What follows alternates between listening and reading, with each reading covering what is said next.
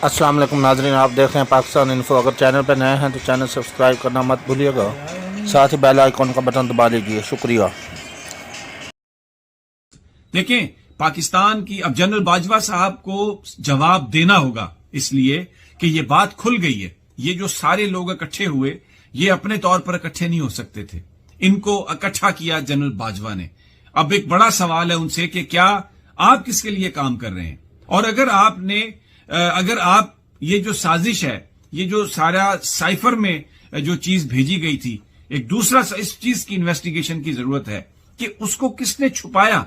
उसको वो 6 जगहों पर लैंड किया, लेकिन वहां पर उसको छुपा लिया गया, और चंद दिनों के बाद एक ऑफिसर की इत्तला पर ये शाह महमूद कुरैशी साहब को पता चला और वजीर आजम इमरान खान को पता चला, उस वक्त के वजीर आजम को, कि जनाब ये एक ऐसी धमकी आई है और एक ऐसी साजिश जो है उसके मुतल्लिक एक केबल आई है। तो भाई पाकिस्तान की एस्टेब्लिशमेंट इस बात का जवाब दे।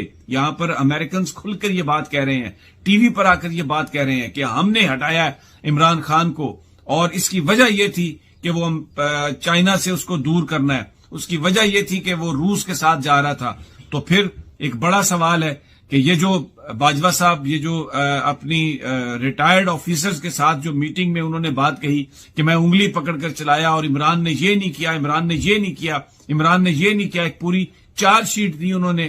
तो ये बताइए कि इधर आप दूसरी चार्जशीट दे रहे हैं, अमेरिका कह रहा है वो तो हमने हटाया। तो फिर हर वो शख्स जिसने इमरान को हटाने में एक किरदार अदा किया है, वो अपनी पोजीशन वाजे करे। चीफ जस्टिस उमर अता बंदयाल वाजे करें इस बात को कि रात को 12 बजे अदालतें फिर क्यों खोली गई, और ये किस वजह से जो डिप्टी स्पीकर की जो रूलिंग थी उसको अंडू किया गया। ये तो अमेरिका खुल के कह रहा है कि ये हमने हटाया।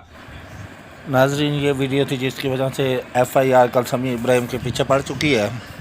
आपसे दोबारा गुजारिश है, चैनल पर नए हैं तो चैनल सब्सक्राइब करना मत